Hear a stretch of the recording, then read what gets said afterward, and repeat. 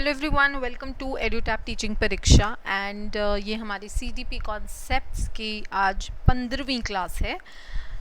उम्मीद कर रही हूँ कि आप सब लोग अपने घरों में पढ़ाई कर रहे हैं, सुरक्षित हैं, हेल्दी हैं, फैमिली में सब ठीक हैं और अपना पूरा का पूरा आप ध्यान रख रहे हैं। शुरू करते हैं, लेकिन उससे पहले हमारा एक थॉट जिसको तो शेयर करना बनता है और कुछ क्लासेस हमारी रह गई हैं बेसिकली, अब तो हम ख़त्म करने वाले हैं। आज हम ऑन डिमांड एक कॉन्सेप्ट पढ़ने वाले हैं जिसकी आप लोगों ने डिस्कशन फोरम पे या फिर मेल के द्वारा या मुझे मैसेज के द्वारा ये बोला है कि आपको ये चीज़ें नहीं समझ में आ रही हैं, आपको ये कन्फ्यूजन हो रही है। तो हम आज वो पढ़ेंगे, ठीक है। और 3-4 क्लासेस आई एम श्योर इसकी रह गई हैं, देन हम ये जो सीरीज़ है ये हमारी ख़त्म हो जाएगी and then we will start with something else. Okay, चलिए। सबसे पहले बिफोर वी स्टार्ट एक चीज़ जो बहुत ज़्यादा मायने रखती है एंड इम्पॉर्टेंट है, जिसके बारे में बात मैं अपने जो भी मेरे पेशेंट्स रहते हैं उनको भी मैं ये चीज़ ज़रूर बताती हूँ एंड मैं आज आपको भी बता रही हूँ। प्लीज़ ये बहुत इंपॉर्टेंट है, इसे हमेशा ध्यान में रखिएगा। वो ये है, अगर आप अपनी लाइफ में कुछ भी चेंज करना चाहते हैं, एनीथिंग, वो कुछ भी हो सकता है। आपको सीटैट क्लियर करना है, आपको वेट लॉस करना है, आपको किसी एक स्पेसिफिक तरीके से दिखाई देना है, या आप चाहते हैं आप कुछ नया सीखें, आपको भाषा कोई सीखनी है, कुछ भी चेंज करने से पहले जो सबसे इम्पॉर्टेंट चीज़ है वो ये है खुद को चेंज करना, अपना एटीट्यूड चेंज करना। सबसे पहले एटीट्यूड अगर आपका पॉजिटिव है, अगर आपका एटीट्यूड आपने चेंज किया किसी चीज़ को लेके, आप बाकी सारी चीज़ें आराम से कर सकते हैं। क्या होता है ना कि हमारा एटीट्यूड ही चीज़ों को लेके उतना पॉजिटिव या शायद उतना एक अच्छा नहीं होता कि हम चीज़ें अचीव कर सकें। कई बार हम गोल एक निर्धारित कर लेते हैं, लेकिन उस गोल को तक पहुंचने के लिए हमें एक कांस्टेंट पॉजिटिविटी की ज़रूरत होती है, या हमें बहुत सारा काम करने की ज़रूरत होती है ना। फॉर एग्जांपल लेट्स से आजकल मुझे तो अपना एग्जांपल सूझता है, तो मैं अपना एग्जांपल दे रही हूँ। वो ये है कि for example I have to lose weight, है ना। तो पहले पूरे I had my apps and everything, ठीक है, बिकॉज मैं जिम जाती थी एंड पूरा एक्सरसाइज करती थी। ऑब्वियसली प्रेगनेंसी में सारी चीज़ें हिल जाती हैं, तो आप वेट गेन करते हैं, बट इट इज़ ओके। अब मेरा एक गोल है, ठीक है, अब मुझे उस गोल तक पहुंचना है, लेकिन उस गोल तक पहुंचूंगी कैसे? उसके लिए क्या इम्पोर्टेंट है कि अपना एटीट्यूड चेंज करना सबसे इम्पोर्टेंट है। अगर मेरा एटीट्यूड ही नेगेटिव होगा, या जितनी मेहनत मुझे करनी है वहाँ तक पहुँचने के लिए उतनी अगर मैं नहीं करूँगी, तो कभी भी मेरा जो गोल है मैं वहाँ तक नहीं पहुँच सकती। तो कई बार क्या होता है, हम अपना गोल क्यों नहीं अचीव कर पाते? उसका कारण है कि हमारा एटीट्यूड वही सही नहीं होता। उसको सही रखें, आप ज़िंदगी में कुछ भी हासिल कर सकते हैं। ऐसी कोई चीज़ नहीं जिसे आप नहीं कर सकते, ठीक है। सो ये एक पॉजिटिव नोट के साथ हम आगे बढ़ते हैं। इसलिए प्लीज़ अगर आप कहीं पे भी पहुंचना चाहते हैं, कोई भी एग्ज़ाम क्लियर करना चाहते हैं, दुनिया का कोई भी एग्ज़ाम आप क्लियर कर सकते हैं if you have a right attitude. सही एटीट्यूड होना बहुत ज़्यादा इम्पॉर्टेंट है।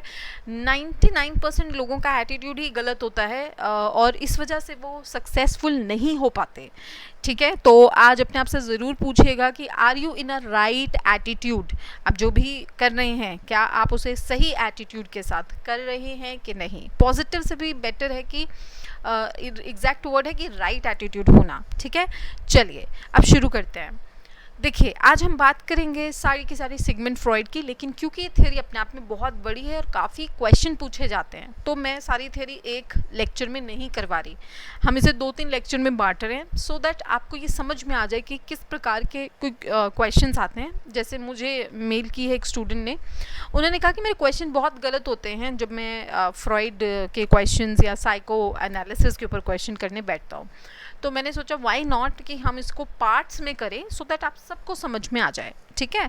तो थोड़ा सा धैर्य बनाए रखेंगे। और जो लोग नीचे कमेंट कर करके बोलते हैं कि जल्दी शुरू कीजिए क्लास जल्दी, ये वो लोग हैं जिनमें एक्चुअली में धैर्य की बहुत ज़्यादा दिक्कत है, बहुत कमी है। क्योंकि आई डोंट थिंक सो इस पूरी क्लास में मैं कुछ भी ऐसा बोलती हूँ जो आपके काम का नहीं है। Everything is important. नहीं सुनना चाहते हैं तो आपकी मर्ज़ी है। तो चलिए शुरू करते हैं। देखिए, पहला प्रश्न ये कह रहा है कि जो सिगमंड फ्रॉइड हैं, ठीक है, उनको किसका फादर माना जाता है। इसका मतलब है दो चीज़ें हमने आज इस क्वेश्चन में सीख लेंगे।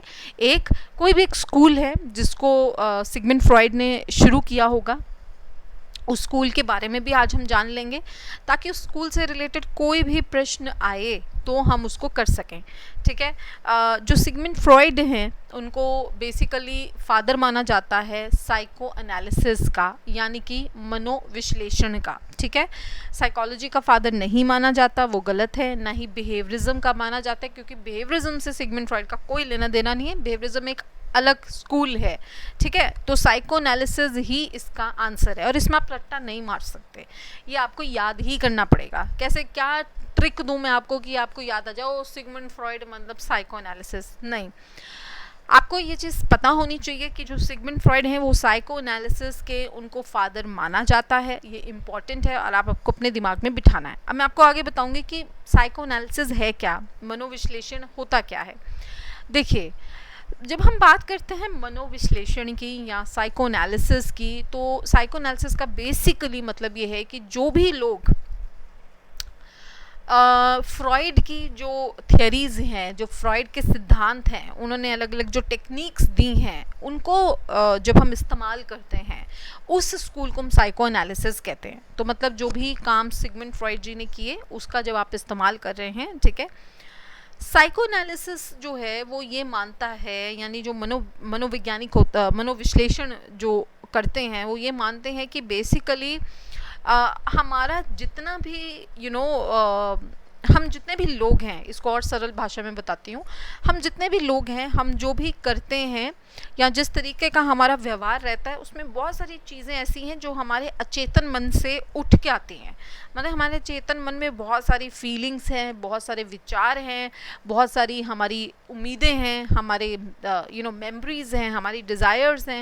ये सारी की सारी जो चीज़ें हैं, ये हमें हम पे असर छोड़ती हैं, हमें इन्फ्लुएंस करती हैं किसी ना किसी तरीके से।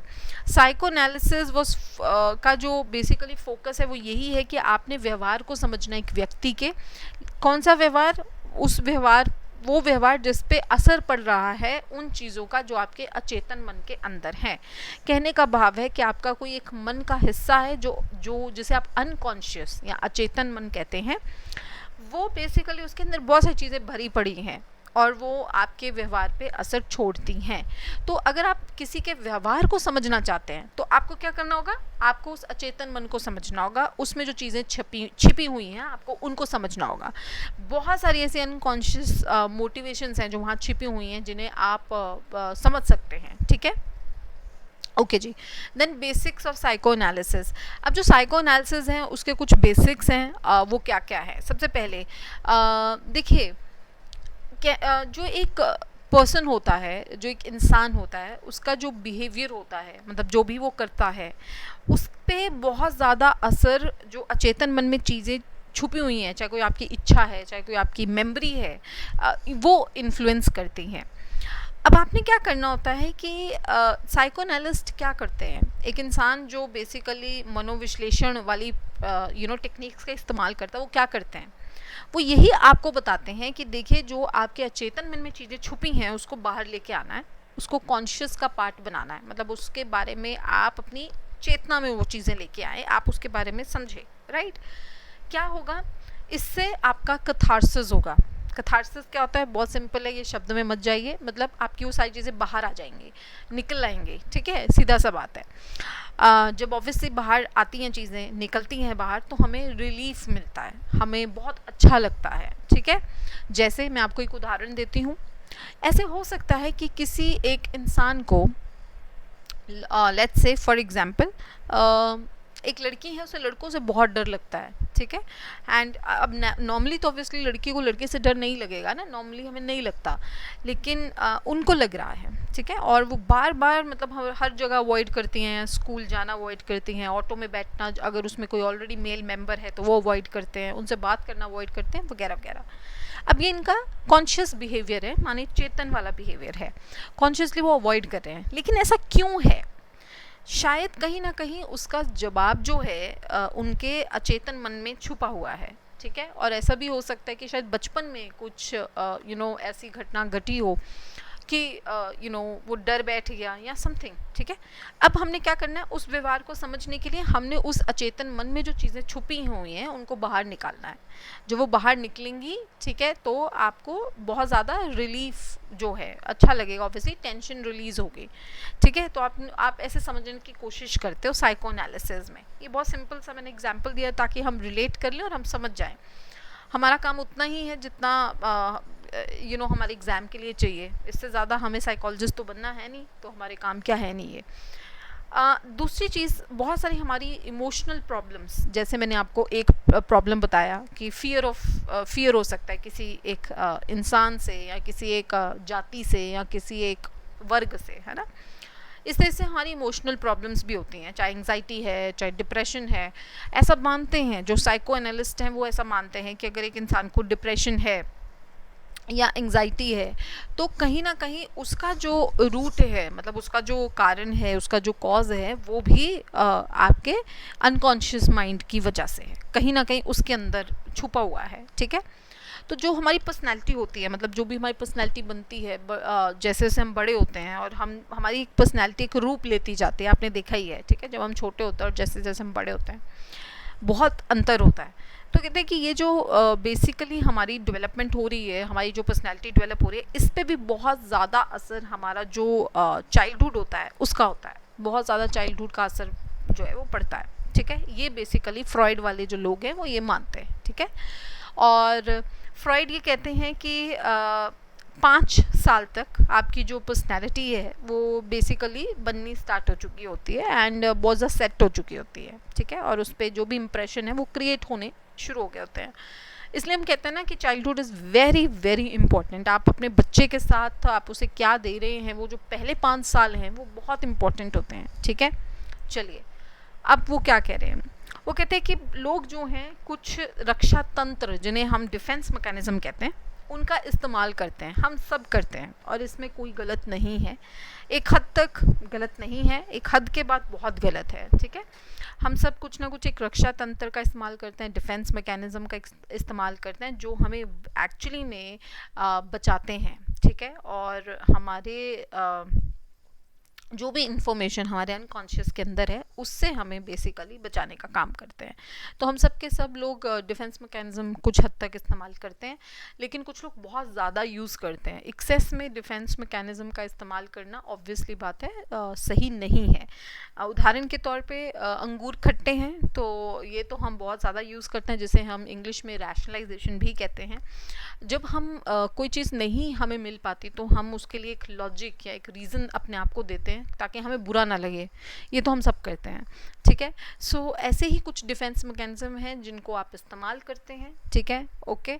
चलिए, अब जो एक एनालिस्ट होगा, मतलब जो एक विश्लेषण करने वाला इंसान होगा, जो स्किल्ड होगा, जिसके पास पूरी जैसे सारी टेक्निक्स आती होंगी, जैसे ड्रीम एनालिसिस एक टेक्निक होती है जिसमें आप अपनी जो ड्रीम्स हैं उनका एनालिसिस सीखते हो। फिर फ्री एसोसिएशन एक टेक्निक होती है। तो इसमें क्या है बेसिकली कि आपका जो अनकॉन्शियस माइंड है उसमें से जो एनालिस्ट होता है वो उन चीज़ों को बाहर निकालता है, उनको अवेयरनेस में लेके आता है, ठीक है। सो ये साइको एनालिसिस इतना है, आपको इतना ही पता होना चाहिए, हमारे लिए इतना ही इम्पॉर्टेंट है।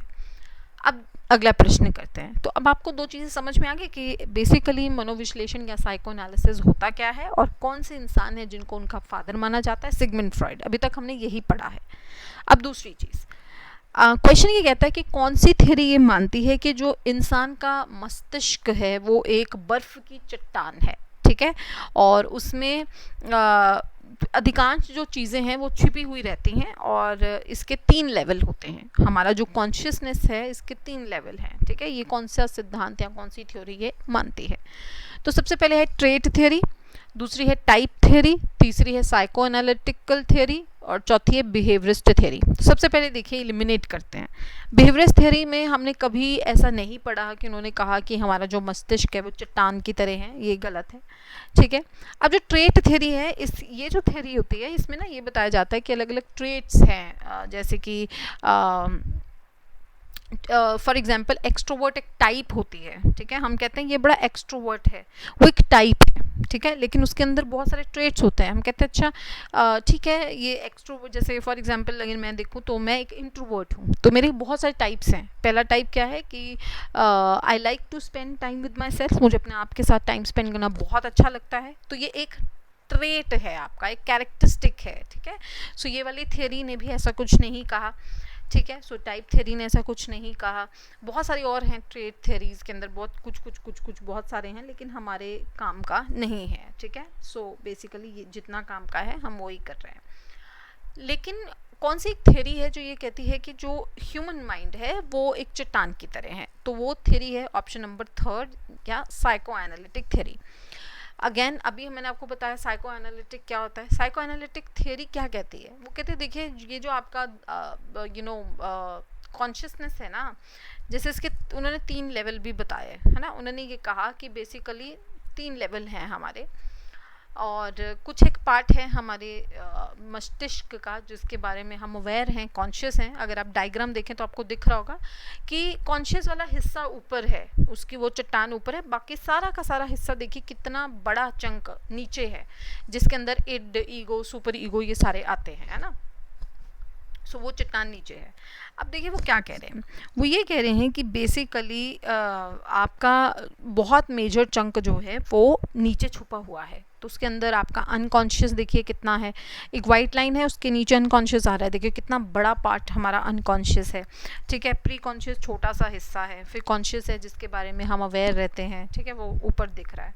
अब बेसिकली क्या है, हमारे काम का प्री कॉन्शियस है नहीं, ठीक है, इसको कुछ लोग सबकॉन्शियस भी बोल देते हैं, पर हम बात करेंगे सिर्फ कॉन्शियस और अनकॉन्शियस की, जिस पे फ्रॉइड बहुत इंटरेस्टेड रहते हैं। अब देखिए जो अनकॉन्शियस है इसी के अंदर हमारी इड आती है ना, तो सुपर ईगो, इड, इनको हम आगे पढ़ेंगे, लेकिन अभी के लिए आपने सिर्फ इतना याद रखना है कि बेसिकली कौन सी एक थ्योरी है जो इसे माइंड को चट्टान के रूप में समझ रही है, तो वो साइको एनालिस्ट की थ्योरी है। ओके अब देखो अगला, which of the following is the store house of our unfulfilled desires. कौन सी बेसिकली जो हमारे इड, ईगो, सुपर ईगो है, जिसकी बात अभी मैंने आपको डायग्राम में जो दिखाया है, मैं आपको एक्सप्लेन भी करूँगी, उनमें से कौन सा जो है जिसको हम ऐसे मानते हैं कि जहाँ हमारी वो डिज़ायर्स बैठी होती हैं जो कभी पूरी नहीं हुई होती, वो कहाँ होती हैं, कहाँ छिपी हुई होती हैं, ठीक है। फर्स्ट है इड, दूसरा है ईगो, तीसरा है सुपर ईगो, चौथा है इड एंड ईगो। तो आपको ये बताना है कि हमारी ऐसी इच्छाएं जिनको हम पूरा नहीं कर पाते वो कौन से हिस्से में दबी हुई होती हैं, तो वो है इड। अब देखो इड का काम क्या है। इड जो है अगर आप इस डायग्राम में पीछे जाके देखें तो कहाँ पे छुपी हुई है, जहाँ पे अनकॉन्शियस है उस पे, है ना। इसका मतलब है बहुत सारी ऐसी हमारी इच्छाएं हैं, ऐसी हमारी चीज़ें हैं जिनको हम करना चाहते हैं बट हमें नहीं कर पाते, वो जहाँ के यहाँ छिप जाते हैं, ठीक है। तो आपको ये चीज़ याद रखनी है। अब मैं इसके बारे में आपको और डिटेल में बताऊँगी, इड क्या है, ईगो क्या है, ठीक है। देखिए अगला प्रश्न ये कहता है कि कौन से ऑर्डर में हमारी जो साइकी है वो उसका विकास कैसे होता है, सबसे पहले कौन आता है, इड आता है, ईगो आता है, सुपर ईगो आता है, कैसे होता है, ठीक है। तो यहाँ की कोई ऑर्डर है ही नहीं कि भाई अपना बस मन घना चल रहा है, ठीक है, लेकिन ऑर्डर है। ऑर्डर है id, ego and super ego. सबसे पहले इड आएगी, फिर ईगो आएगी एंड फिर सुपर ईगो आएगी, ऐसे ही है। ईगो बीच में ही आएगी। अब इसको ट्रिक है याद करने की, हमेशा याद रखना इड और सुपर ईगो के बीच में ही ईगो आएगी, क्योंकि उसका काम है बैलेंस बना के रखना। हमारी जो ईगो है वो बीच में है, क्योंकि वो ego is not bad. Basically हमें ऐसे लगता है, हम आम भाषा में ईगो को बहुत बुरा मानते हैं, हम कहते हैं बहुत ईगो है, वो इंटायरली डिफरेंट कॉन्सेप्ट है, अहंकार जिसे आप कहते हैं, लेकिन ego is very very important, हमें बैलेंस करते ही है, ठीक है। तो अभी के लिए आपने याद रखना है कि वो बैलेंस का काम करती है, तो वो हमेशा बीच में आएगी इड के और सुपर ईगो के। इसलिए कोई भी ऑर्डर जहाँ पे सुपर ईगो बीच में है, इड बीच में है, वो गलत होगा, ठीक है। चलिए ओके जी, उम्मीद है कि आपको समझ में आ रहा है। मैं स्टोरी की फॉर्म में ही चलती हूँ, क्योंकि मुझे ऐसा लगता है कि अगर बहुत हाई फाई चीज़ें करनी हो वो तो आप किताब से भी पढ़ लेंगे, ठीक है। यहाँ पे तो हमारा एम है कि चीज़ें इतनी आसान हो कि बहुत इजीली हम उन्हें कर पाएँ। अगला प्रश्न करते हैं, एक सेकंड देंगे प्लीज़। ओके अगला प्रश्न, अगला है जी 5वां प्रश्न, वो जो ये कहता है कि फ्रॉइड की जो थ्योरी है, ठीक है, उसमें एक पर्सनैलिटी का पार्ट है, ठीक है, जिससे वो पार्ट पर्सनैलिटी का जो उन्हें मदद करता है, ठीक है, अडेप्ट करने में या समझौता करने में जो बाहरी हमारी वास्तविकता है, रियलिटी है, उसके साथ, ठीक है। कैसे हम कॉम्प्रोमाइज़ करते हैं इड और सुपर ईगो के बीच में, ठीक है, और जो भी हमारा इन्वायरमेंट उसके बीच में हम सब करते हैं। हम में से कोई ऐसा नहीं है जो शायद अपनी जो इच्छाएं हैं उसके और जो हमारे वैल्यूज़ हैं उसके बीच में कभी उसने कॉम्प्रोमाइज़ ना किया हो, सब कभी ना कभी करते हैं। तो कौन सी ऐसी पार्ट है वो पर्सनैलिटी की जो मदद करता है उस कॉम्प्रोमाइज़ में, आपने ये बताना है। आंसर है ऑप्शन नंबर 1, ईगो। देखो, फ्रॉइड ये कहते हैं कि पर्सनैलिटी का वो हिस्सा, ठीक है, हमारी पर्सनैलिटी में 3 हिस्से हैं, इड है, ईगो है, सुपर ईगो है। इड की अपनी कुछ चीज़ें हैं जो इड चाहती है, कुछ इच्छाएं हैं जो इड चाहती है कि किसी भी हाल में मेरी पूरी होनी चाहिए। सुपर ईगो जो है वो कहता है कि नहीं, आपने कुछ चीज़ें नहीं करनी, क्योंकि वो वैल्यूज़ की बात करता है, बहुत ज़्यादा लॉजिक की बात करता है, ठीक है। ईगो बीच में आ जाता है, जिसका काम है कि इस तरीके से आपके सामने एक समाधान पेश किया जाए ताकि इड को भी बुरा ना लगे, सुपर ईगो को भी बुरा ना लगे। मैंने आपको पहले ही कहा, ईगो हमेशा बीच में आएगी, बैलेंस करने का काम करती है, तो वो आंसर है ईगो, ठीक है। ईगो जो है वो रियलिटी प्रिंसिपल है, ठीक है। अब देखो, ऑप्शन नंबर 3 भी आंसर हो सकता है, क्योंकि ईगो को ही हम रियलिटी मानते हैं, वास्तविकता का सिद्धांत मानते हैं, क्योंकि ईगो रियलिटी से ही डील करता है। एक रियल जो सिचुएशन है, जो एक्चुअली में प्रैक्टिकल है, ऐसा एक सोल्यूशन ईगो ढूंढता है, लेकिन उसका नाम ईगो है। ऑब्वियसली अगर ईगो ना होता इस क्वेश्चन के अंदर तो हम रियलिटी प्रिंसिपल पे टिक करते, लेकिन क्योंकि ऑब्वियसली ईगो नाम है, ठीक है, ईगो को हम रियलिटी प्रिंसिपल कहते हैं, इसलिए हमने ईगो ही टिक किया है। ओके, प्लेजर प्रिंसिपल हम इड को मानते हैं। प्लेजर प्रिंसिपल का मतलब क्या है? कोई भी चीज़ जो सिर्फ और सिर्फ अपनी खुशी को देखती है, अपने प्लेजर को देखते हैं, उसको कोई लेना देना नहीं है सही या गलत से, इड का वो काम होता है, ठीक है। इतना आप समझिए, आगे हम और करेंगे। रैशनलाइजेशन होता है कि हर चीज़ को रीज़न के साथ समझा लेना, वो एक रक्षा तंत्र है, डिफेंस मैकेनिज्म है जिसका हम इस्तेमाल करते हैं। ये हम बाद में पढ़ेंगे अगले लेक्चर्स में, तो ये तो आंसर हो ही नहीं सकता। चलिए अब देखिए एक चीज़, अब जो ये फ्रॉइड हैं ये मानते हैं कि जो इंसान का व्यक्तित्व है, जो उसकी पर्सनालिटी है, उसके 3 हिस्से हैं, 3 कंपोनेंट है, id, ego and super ego. Id जो है, जो पहला सबसे पहला तत्व है हमारी पर्सनालिटी का, जो हुआ मतलब इमर्ज हुआ, ठीक है, वो है इड। इड के अंदर सारे के सारे हमारे, मैंने आपको पहले बोला, उसको हम प्लेजर प्रिंसिपल कहते हैं, जो खुशी को बहुत मानता है, ठीक है। बेसिकली इड के अंदर हमारी सारी इच्छाएं हैं, हमारी सारी डिज़ायर्स है, जितनी भी बेसिक डिज़ायर्स हैं वो सारी इड के अंदर भरी देती हैं, ठीक है। फिर हमारी ही पर्सनैलिटी का दूसरा हिस्सा है जिसको हम ईगो मानते हैं, वो हिस्सा जो बेसिकली रियलिटी के साथ डील करता है, ठीक है, और जितनी भी इड की जो डिज़ायर्स हैं, जो इड चाहता है करना, उन अर्जेस को, उन डिज़ायर को वो रोकता है, और वो इस तरीके से बिहेव करवाता है कि जो चीज़ प्रैक्टिकल है, जो जिसे बाहर एक्सेप्ट किया जाएगा सोसाइटी में, और जो रियलिस्टिक है। फॉर एग्जाम्पल, इसको मैं इस तरीके से एग्जाम्पल देती हूँ ताकि आपको समझ में आए। इड जो है उसकी अर्ज है कि मुझे जो है, लेट्स से पैसे नहीं हैं लेकिन वो बहुत एक्सपेंसिव कपड़े पहनने हैं, इड कहती है चोरी कर लो आप, ठीक है। डिज़ायर है कि मुझे बहुत एक्सपेंसिव कपड़े, अच्छे कपड़े पहनने हैं, तो चोरी कर लेते हैं, ठीक है, ये इड कहती है। ईगो का काम ये है कि यहाँ पे उस चोरी से हटा के रियलिटी में जो चीज़ एक्सेप्टेबल है वो उस चीज़ को प्रेजेंट करेगा। वो कहेगा भाई रियलिटी में सोसाइटी में आपकी ये चीज़ एक्सेप्टेबल नहीं है कि आप चोरी करें, it is not at all acceptable. तो आपको ईगो कहेगा अब आप क्या करें, आप क्यों नहीं एक पार्ट टाइम जॉब कर लेते, पैसे आएंगे, उससे आप जो मर्जी खरीदिए। ईगो का काम रियलिस्टिक है, ओके। सो ये रियलिटी के ऊपर, तभी इसको रियलिटी प्रिंसिपल कहते हैं ना, क्योंकि ये आपको ऐसा सोल्यूशन देगा विच इज़ रियल, ठीक है, और जो सोसाइटी में एक्सेप्टेबल भी है। अब तीसरा कंपोनेंट जिसकी बात ईगो के अलावा हम करते हैं वो है सुपर ईगो। उससे हम बाद में चलते हैं, पहले ईगो के बारे में एक और चीज़ याद रखिए। ईगो का काम सिर्फ ये नहीं है कि आपका जो इच्छा है उसको जल्दी से फुलफ़िल करा दें। ईगो बेसिकली चाहती है कि हम अपनी ज़रूरतों को फुलफ़िल करें। ऐसा नहीं है कि वो नहीं कहती कि आप अपनी इच्छा फुलफ़िल नहीं करें, वो कहती करें आप अपनी इच्छा फुलफ़िल, लेकिन सिर्फ उसका काम अपनी इच्छा फुलफ़िल कराना नहीं है। ईगो ये कहती है कि आप अपनी इच्छा को फुलफ़िल करें, लेकिन इस तरीके से जिस तरीके से वो सोसाइटी में उसकी एक्सेप्टेबिलिटी है या स्वीकार किया जाता है, उस तरीके से अपनी इच्छा को पूरा कीजिए। अगर आप बहुत ब्रांडेड कपड़े डालना चाहते हैं या अच्छे कपड़े डालना चाहते हैं, ईगो कहते हैं डालिए, कोई प्रॉब्लम नहीं है, लेकिन तरीका एक वो ढूंढिए जो सोसाइटी में एक्सेप्टेबल हो। चोरी करना सोसाइटी में एक्सेप्टेबल नहीं है, रियलिस्टिक नहीं है।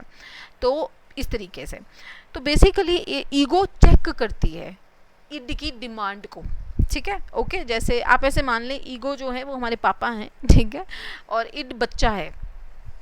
बच्चा क्या कहता है, जो छोटा बच्चा होता है 5-6 साल का बच्चा है, उसको नहीं पता सही क्या है गलत क्या है, उसको तो बस अपनी इच्छा पूरी करने पे होता है।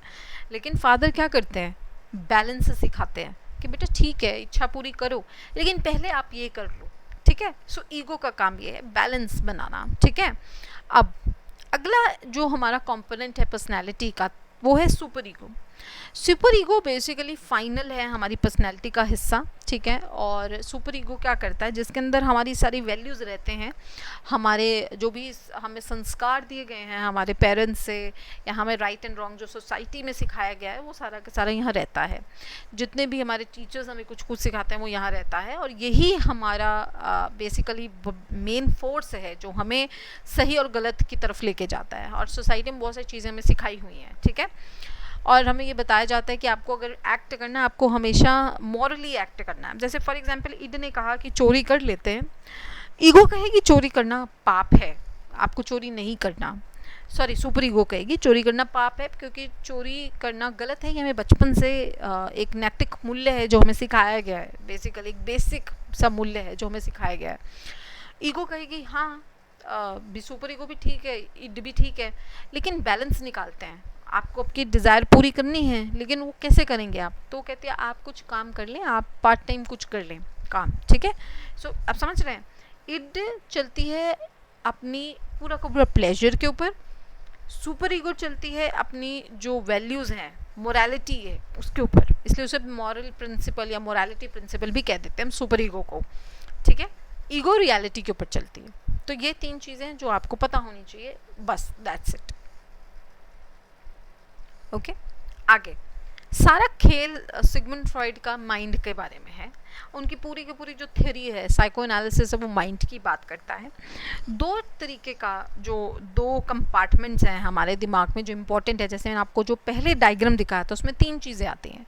कॉन्शियस वो हिस्सा जो दिख रहा है, अनकॉन्शियस सबसे बड़ा हिस्सा नीचे है जो दबा हुआ है, और उसके बीच में छोटू सा प्री कॉन्शियस है, ठीक है। हमारे काम का है पहले कॉन्शियस और अनकॉन्शियस। पहले अनकॉन्शियस की बात करते हैं। अनकॉन्शियस बेसिकली एक वो हिस्सा है जिसमें ऐसे हमारे थॉट्स, हमारी वो फीलिंग्स रहते हैं जो बेसिकली हमें अच्छी नहीं लगती, जो हम शायद बाहर एक्सेप्ट नहीं की जाएंगी अगर हम उन्हें बाहर निकाल दें सोसाइटी में, इसलिए उनको हम दबा देते हैं। बिकॉज अगर वो बाहर आती हैं तो वो कॉन्फ्लिक्ट क्रिएट करती हैं, पेन क्रिएट करती हैं हमारे लिए, तो उनको हम बताना नहीं चाहते किसी को, ओके।